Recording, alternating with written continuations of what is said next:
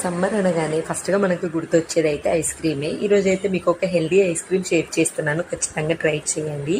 4-5 బాదం పప్పులు, జీడిపప్పులు, 10 కిస్మిస్లు, 3 అయితే డేట్స్ సీడ్ తీసి వేడి పాలలో సోక్ చేయండి. కలర్ఫుల్ కోసం కుంకుమ పువ్వు తీసుకున్నాను.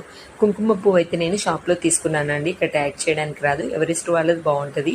450 రూపీస్ ఏమో అవుతుంది. అది కొంచెం నానిపోయేలోపు డ్రై ఫ్రూట్స్ అన్ని మస్క్ మిల్లన్ తీసేసుకొని మంచిగా లోపలంతా తీసేసుకున్నాను. సేమ్ మీ ఇదే ప్రాసెస్లో మౌల్స్లోనైనా పెట్టండి, బట్ నేనైతే మస్క్ మిల్లన్ లోపల పెట్టేసుకున్నాను. డ్రై ఫ్రూట్స్ అన్ని మెత్తగా అయిపోయిన తర్వాత, అంటే సోక్ అయిన తర్వాతకి మిక్సీ పట్టేసుకొని అందులో మస్క్ మిల్లన్ వేసి మస్క్ మిల్లన్లో పోర్ చేసి ఓవర్ నైట్ ఉంచేసేయండి. చాలా బాగా అయింది. చేసేటప్పుడు పెద్ద ప్రాసెస్ అవసరమా, గ్లాసులో వేస్తే అయిపోద్ది కదా అనుకున్నాను, బట్ చాలా సాటిస్ఫైయింగ్ ఉందండి. నిజంగా బాగుంది టేస్ట్ అయితే. ఇలా కట్ చేసి తింటుంటే ఒకలాగా మంచి అంటే సాటిస్ఫైయింగ్ ఫీలింగ్ వచ్చింది. ఖచ్చితంగా ట్రై చేయండి, పిల్లలు కూడా బాగా నచ్చింది.